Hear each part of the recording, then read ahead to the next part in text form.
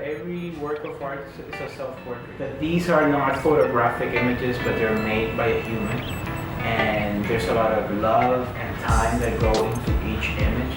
So I think that that's a portrayal of who I am, in the sense that I have the discipline and the time and the love to apply to anything that I do in life. And I think that art is one of those channels where I started off. I went to school for business, and then 3 semesters, 2 years and a half, I decided that I didn't want to be a business person, and then I pursued a career in the arts. I consider myself a painter. I started painting with oils and painting with watercolors, and then slowly, as I matured as an artist, I decided to, expand charcoal, and this happened 10 years ago. Charcoal, I was in New York at the moment. I was out of school, and charcoal offered a very cheap, it was very inexpensive way of making art, and storing art, and traveling with art. So I started off with charcoal as a medium, and then slowly I began to fall in love with the medium. I've been exploring photography while I was making drawings. All the drawings are based on photographic imagery. The photo was a means to make a drawing. But then slowly I started exploring with photography as a final product.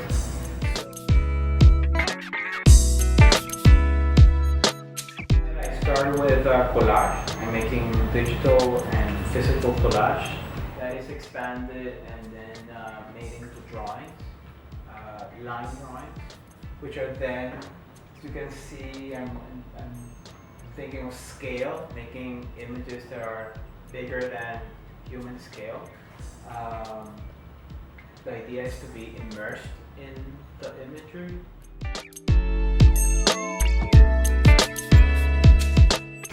For me, art is about change and about adapting to change and ideas and thinking what would be the best medium to express an idea. Sometimes it's not about locking myself up and saying I'm a drawer, it has to be in black and white. It's about being faithful to the requirements of the idea and see what's the most effective medium to express whatever I have in my mind. So it could be drawing, it could be painting, it could be photography, video, performance. I try to be open to as many ways I can change. This is not America, it's a public art piece by Alfredo Yar, which is a Chilean artist. And he had this installation in Times Square where we had This Is Not America on the screen, and then you had the map of America. So I've been very much interested in political art and in translating culture, in how culture gets translated, what gets lost in translation, and how to negotiate how aspects of language and culture get shifted around. Just a gesture of, instead of having this is not America, I just changed it and said, esto no es América. I translated it into Spanish, and just focus on the image itself. And it's sort of an appropriation, and I explicitly try to bring that across in the title of the piece, then referencing Alfredo Yar's installation. To translating it into Spanish and in a drawing, it changes the impact of that image. So I've been, interested in what happens when those images become translated and shifted around. It's a series of 20 images of